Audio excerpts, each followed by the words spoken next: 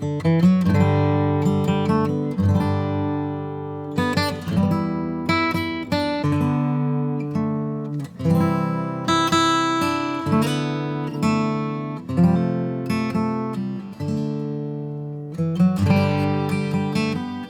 I would like to welcome you to this Advent edition of A Few Minutes With. And this is actually an episode where you're witnessing something I've never done before. About 2 months ago, beginning of October, I had as my guest Pastor Amy Butler, who was about to embark on a book tour for Beautiful and Terrible Things, her first book. And as we were talking both during the interview and then in a chat afterwards, we thought it might be fun to have a bookend conversation, a talk about the book before the tour and a reflection conversation about how things went during the tour and things that may have come up in conversations with people who came to her readings and signings. And so today I'm delighted to have Amy back with me. And we're going to have this reflective bookend conversation. Amy, it's great to see you again. You too, Matt. Thank you so much. I love this idea, and as I've told you several times, you're a very gifted interviewer. So it's fun to do these talks with you. Well, thank you. I appreciate that. It's easy to do when you've got great guests. So thank you for agreeing to come back. I guess the first question I've got, and this is based on a side conversation we were having when I saw you at Jim Somerville's church in Richmond for your appearance there at the end of October. In your mind, before you embarked on the book tour, what did you see a book tour being? How did you think it would play out before you ever started it? Well, you saw me about halfway through, and by then I was already flagging. I, I don't think that I gave it much thought, Matt, but if I did, I guess I would have thought it would have been exciting and, you know, I don't know, glamour, like fun, like something new. And it actually was one of the most exhausting things I've ever done in my entire life. And it took me a good full 2 weeks after I got back to sort of land with my feet on the ground again, just because of like the adrenaline and the time change and the sleeping in a different place every night Mm. and dragging around. It was so exhausting. And I have a friend here in my church who published a book and said, like just try to enjoy every moment. So I really did try to do that, but it surprised me how draining on every level the experience was. Yeah. And for folks that don't know, you did, was it 15 I stops? did 13 stops 13. in 5 weeks plus 2 sermons in that time. So A lot of I car, was a lot I of was busy. cars, a lot of I flights. was trying to I was trying to make the best of my time. My congregation members were like, "We're watching you, and then you went from Georgia to Texas and back to North Carolina. Did you think about maybe doing it all in one direction?" It was just a matter of timing, but yeah. So we've had some Yeah. funny conversations. Well, as you were going from stop to stop and city to city, again, different locations, you have different people coming with different backgrounds, different things that they pulled from the books. Um, how did you find your audiences to be as far as level of engagement and having taken time to dive into the material before they came to your signings? Well, it was interesting. That's a great question because, like, the further I got in the book tour, the more likely it was that people had read the book. Mm-hmm. So the questions were different at the beginning than at the end. A couple of things I found very interesting. People universally cried at at every occasion. So um, that was very moving to me. And then since I've lived with the material in this book for many years, Mm-hmm. um, it was kind of surprising to me. There's this section in the first chapter that tells a story of an interaction I had with my grandfather, and Yeah. that has come up over and over again at book signings and touched on some very deep pain that people have had. And So that surprised me. Um, I've had some funny conversations like, I'm 94 years old. I don't really have time to read a book, but everybody's making a big deal about this. So I read your book and I just didn't know it was that hard to be a woman. Yeah. Yeah. Did you find that there were certain things, you mentioned your grandfather, and I know that when we talked about that in our last conversation, it was something that even today is still very raw in some respects for you, and I saw the emotion it brought out in you. But did you find that there were some surprising things, perhaps, in the material you included that brought out reactions that you hadn't even anticipated getting? Mm. Yes, I think my concern going on the tour was, or it just in advance of the book coming out, was that people would be disappointed that it wasn't a tell-all and that they would ask intrusive questions like, how could you be such a terrible mother? Or like, why did you go into that store? Or whatever it was related to Right. some of the more scandalous and public parts of this story. And what shocked me universally is that people didn't really seem to care about that at all. What they really wanted to do, it seemed to me, was to find ways in which their story and my story connected, and in in which we could like have a shared conversation about what it means to be human Mm-hmm. and what it means to feel close to God and far from God. And um, so that was very surprising to me. Yeah. I thought I was gonna like have all these gotcha questions, and everybody seemed to be like, yeah, the church is a hard place to work. Yeah. Like, we know Yeah. it. Looking at the schedule of your tour in the states you were hitting, I was wondering at the outset, and even as more dates were added through the 2 months, I was wondering if, based on just the geographic location of certain spots and uh, I guess, the expectation of what people may have in terms of political views or religious views or that sort of thing in those spots.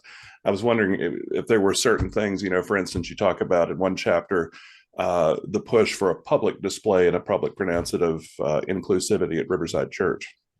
And in thinking about places in the South that you may have been going, whether that was something that came up. Did you encounter in some of these locations some of those and again, not to paint with a broad brush, but some of those political slash theological, religious faith, whatever things filtering into the questions and rising to that level of being uh, Yes, animated yes, conversations? yes. And in fact, it was it was so diverse. So the week I started the tour was the week of October 7th, and that was when all the violence blew up again in Israel and Gaza. And my audience was older Jewish folks, Mm, um, who were living mostly north, and so don't really have much context about what it means to be a Baptist, and was there at the invitation of some friends. And so that conversation, for example, was completely different than when I went to Park Road Baptist in Charlotte, North Carolina, where everybody, has been having these conversations for some time within the context of the progressive and or conservative church.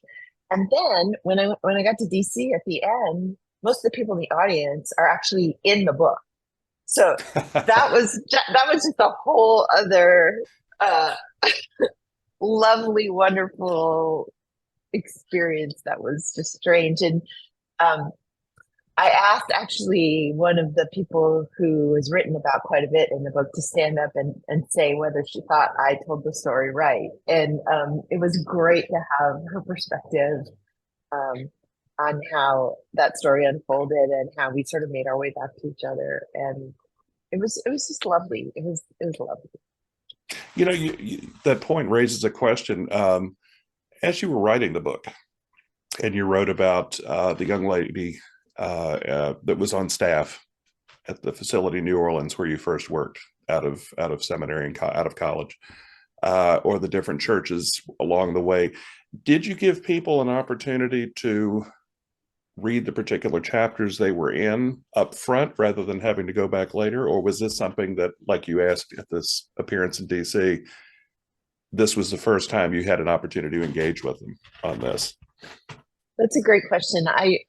It runs the gamut. So Chloe, who you mentioned at first, is deceased, and there's no way for me to, revisit that in any meaningful way. In Mm-hmm. the chapter where I talk about um, Calvary doing open and affirming process, I quote an email from a congregant. So I asked her legal permission, of course, to include that.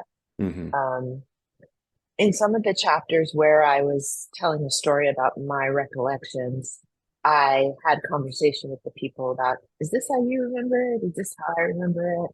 Um, so it really ran the gamut. My mother, as you know, has asked me if she can sue me for defamation, and I told her only if what I say wasn't true. So Has your one child forgiven you for not for having their chapter cut? they're funny. Only one of them has made it to a book reading, and the other one, Hayden, the oldest, he said, "Mom, I just finished listening to the whole book on audio," and I was like, "What was it like? You hear me talk to me for eight hours straight?" He said, "It wasn't you, it was Pastor Amy." Wow. Mhm. Did you dive into that a little bit with them to ask what it meant that it wasn't you, it was Pastor Amy? Mhm. Well, you may have this with your kids. I think a lot of us pastors do, but my kids will often say, "Mom, you're using your Pastor Amy voice," or "Could you say Okay. that without your Pastor Amy voice?" Yeah. So he would say, "You read the book in your Pastor Amy voice, not your mom voice." Do you think you would have been able to get through the reading had you read it in your mom voice? Absolutely not. No, no, Yeah. no. And I don't know, Matt, we should talk about that a little bit. Like, we assume these personas because we're leaders and we're in front of Mm-hmm. people, and we have to do it in some ways in order to do our jobs. But where do you walk the line between doing that and then being disingenuous? I struggle with that. Yeah, there are points when I'm not at the church, not in the pulpit, not at the altar, where for me the line sometimes gets blurred.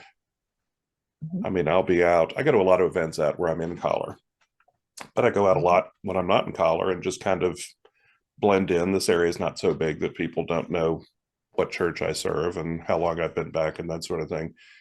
But I find it difficult that line gets blurred. And it seems like sometimes the more I work towards that level of anonymity when I'm out in public, the more it backfires because I'm actually drawing more attention to myself rather than less.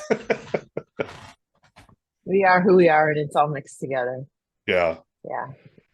I did not get a chance to go to New York on this book tour, but I will be in New York in January. And so that will be an interesting sort of experience to see how it feels to be in New York and talking about the book in that context. Yeah. So is it actually going to be at Riverside? You've been invited back? I have not been invited back to Riverside, Yeah. but I will be Wasn't at sure. Central. I will be at Central Synagogue on the Upper East Side on the 23rd of January in the evening, and so I'll be in conversation with Rabbi Angela Buckdahl, Mm-hmm. and I think that's going to be a really powerful conversation. So anyone who's near New York City on the 23rd of January, join us. And the schedule is always posted at pastoramy.com. So if you follow the website, you can click the link for book tour and it's updated. I don't know if you do your own website or you have somebody do it for you, but it's incredibly well organized and kept up. And I never felt like I had to search for anything. It was there when I needed it. So kudos to you or whoever is doing the site for you. It's the whoever, it's all the other people. Thank you, not me. So there were a lot of difficult things in here, and we talked in our last conversation about the conversations you had with your editor about including the section on the abuse that you endured as a child.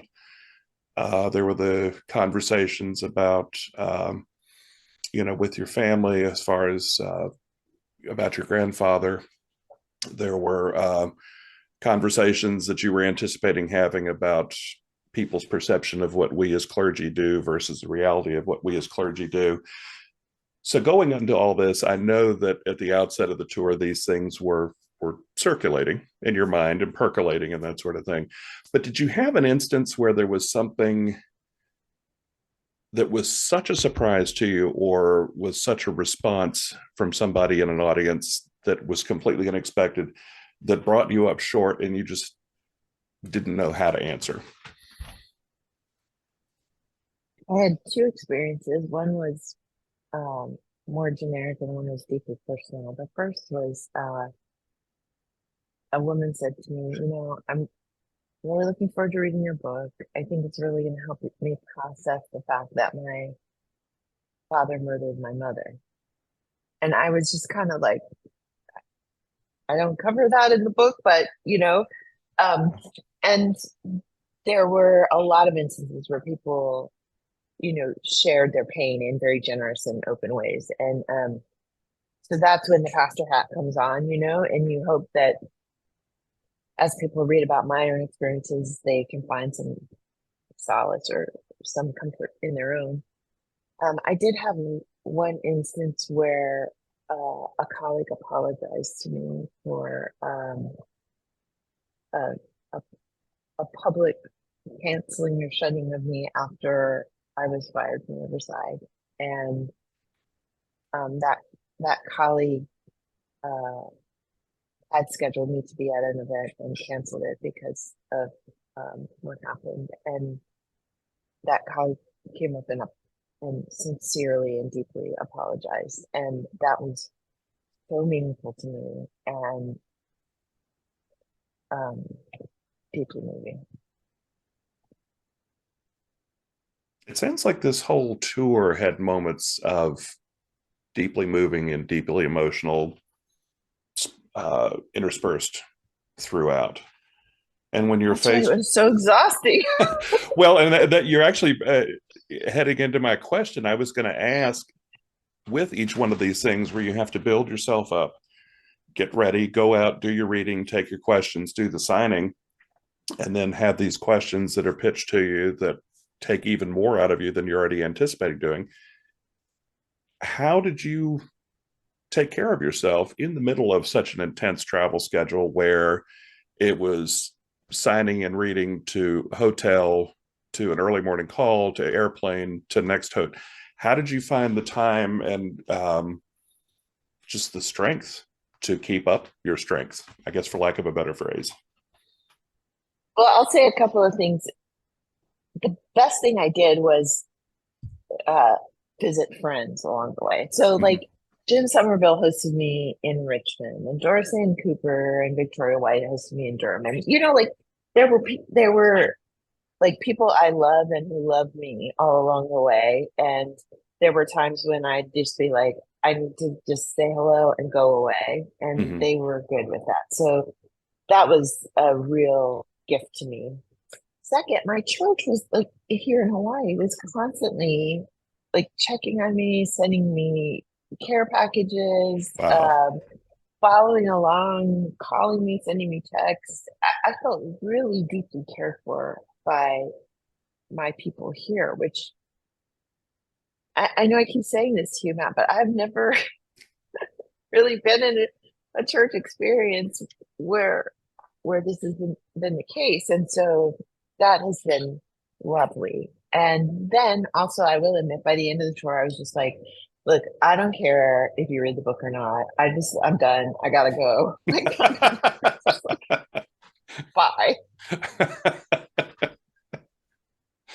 But I'm sure at that point people understood that you'd been doing this for going on 2 months, 7 weeks, and it does take a lot. I hope people were able to pick up on that and weren't just focused on getting to come to hear you read and have a few minutes of conversation with you and get the book signed. People I were hope that. universally gracious. And it was like 500 people to 20 people to like every event was different. And it was it was a once in a lifetime experience for sure.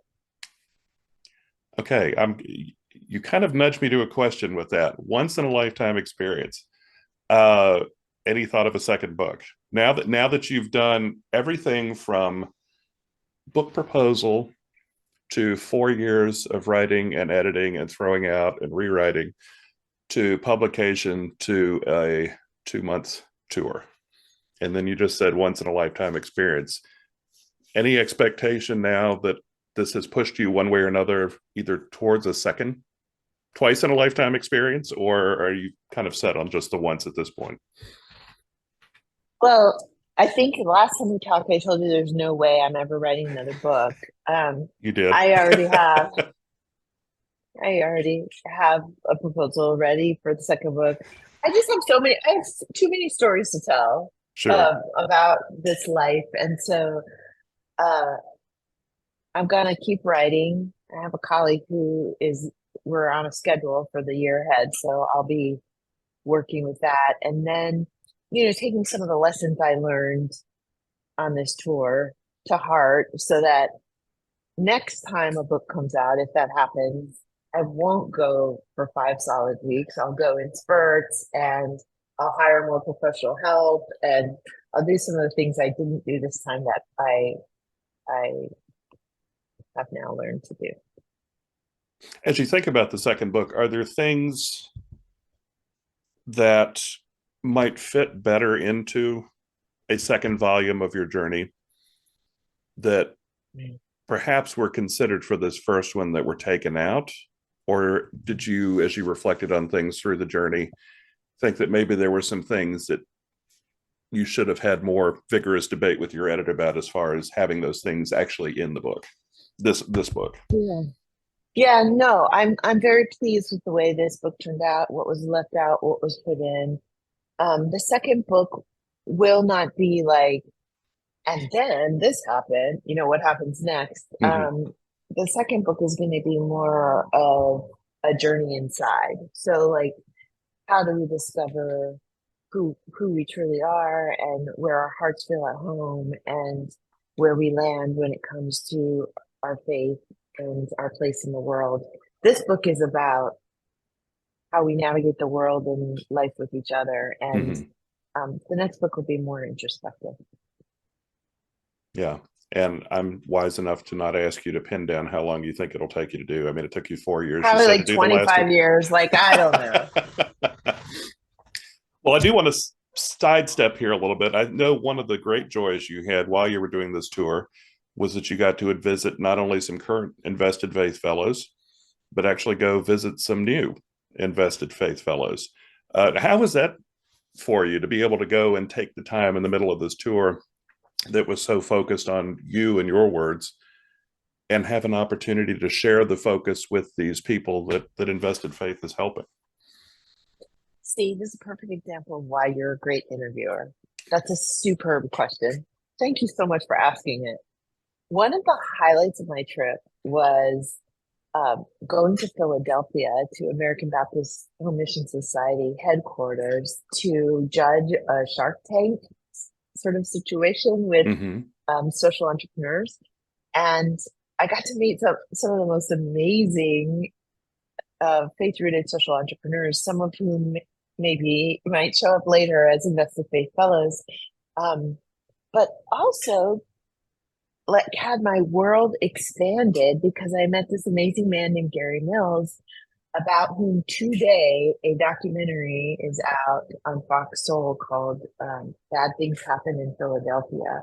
Mm-hmm. And learning about his work with kids and the basketball and his program called Shoot Basketballs Not People. Like, I got to meet him, and I got to watch this documentary, and I met so many other people who are doing amazing work like this. Those were moments of like joy and like looking toward the future. What is possible? Who knows? Yeah. I think it's fantastic. And I seem to recall you had posted something about visiting some fellows while you were in Richmond, which seemed to give Yes, you I a did. particular amount of joy, even in the compressed schedule, having some time with them. I did, and that was fun to visit the fellows and then also be in conversation with the folks at First Baptist Church, so they could like put the connection together. Hmm. oh, I see what invested faith is doing, and having conversations with thriving churches about how they can be part of the work of invested faith has been a, a great and joyful experience for me. Well, I'm glad you mentioned that because that was a misconception I had when we talked last time, was that invested faith was built purely on the contributions of churches that were dying. But as you pointed out, this is an opportunity for incredibly healthy and incredibly well sourced, stable churches that are looking for somewhere to scatter the seed on the ground. That invested faith is That's an exactly opportunity for right. them as well. That's exactly right. Because it doesn't matter if you have an endowment that will keep you going for the next 500 years. I mean, any person of faith who's actively involved in faith institutions knows that the landscape is changing. And there are some people, some church people out there who are like, huh, I'd sure like to explore where this is going and how our resources can be part of that. And so we've had several thriving churches join us and continue to look for partners. So if anybody out there is interested in talking, I'd love to talk. Investedfaith.org. So, one thing that's been lingering in the back of my head, and I talked about your parents earlier, and I talked about your kids. With them specifically in mind, the time that you were away on this tour, where before you'd been having, you've worded it as tender conversations with your parents before you left. In that time away, and when you came and you returned, did you find that things had settled within them differently about what you had written, and the tenderness of the conversations became even deeper and more loving? Did the separation, I guess, give them an opportunity to reflect more on what you had said without having you sitting right there while they were trying to reflect? Mm. Well, you know, my one of my sisters was able to come to one of my book readings, and just having the support of my siblings has been tremendously meaningful to me.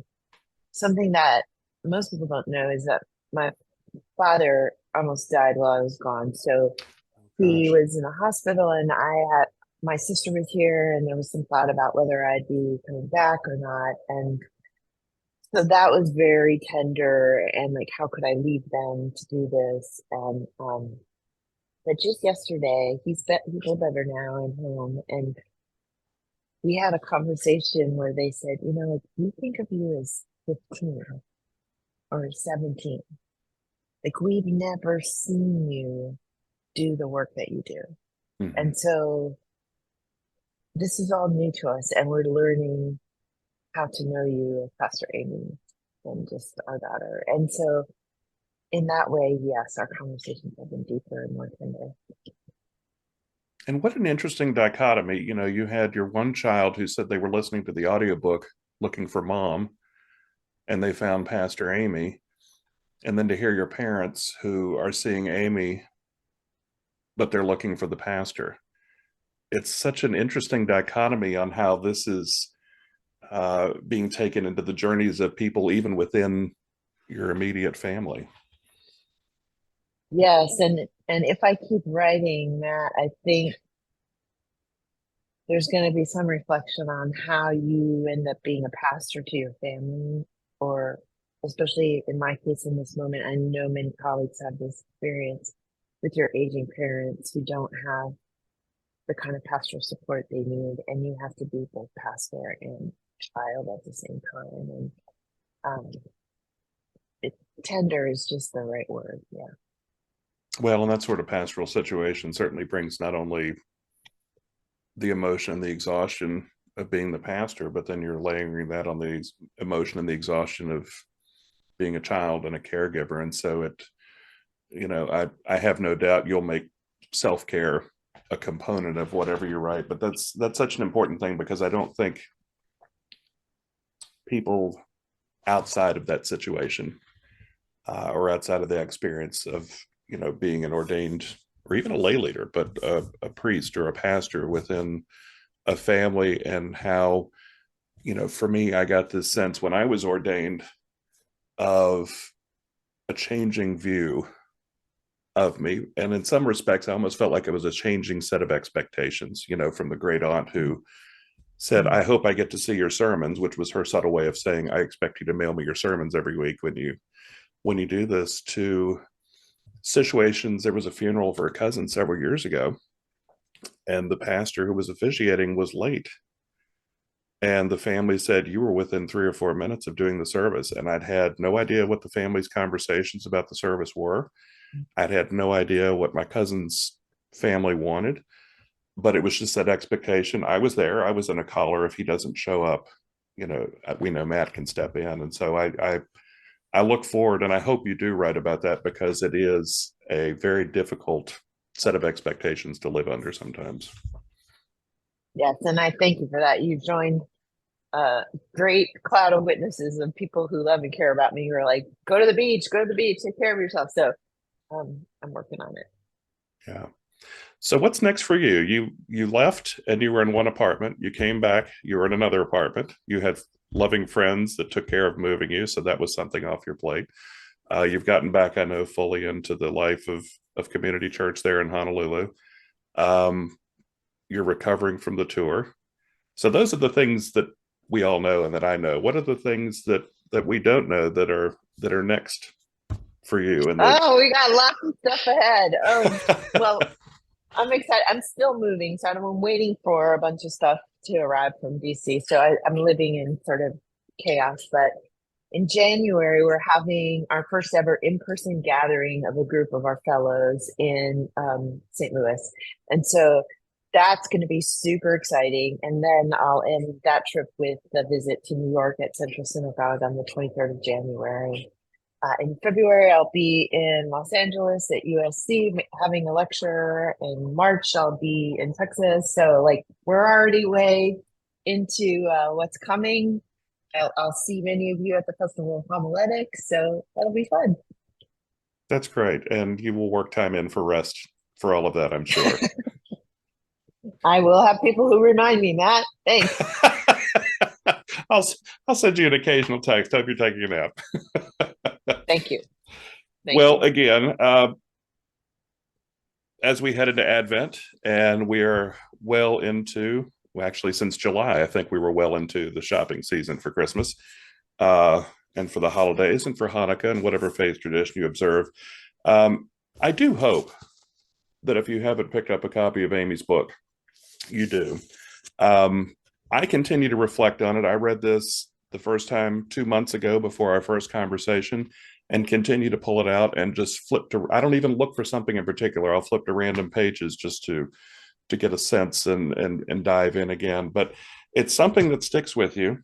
Um, I know it's something that sticks with a lot of folks that read it. I know people that hear it, it sticks with them and settles into them in a different way, because again, they're hearing your voice, they're not just reading your words. So I really do hope that people will get this, because it's a very impactful book, and it's one that you shouldn't read just once. And even though you were joking at the end of the tour, you were like, I don't care if you read it, I'm just tired, I need to go home. I'll dovetail off that. Everybody should get this and read it, so I hope you will. Thank you, Matt. Thanks for your friendship and support and for these great conversations. Absolutely. Thanks so much for being back. And if I don't talk to you before, I hope you have a wonderfully blessed Advent and Christmas. And again, if I don't see you before, I'll see you in Pittsburgh. All right. Awesome. Thanks, Matt. Take care.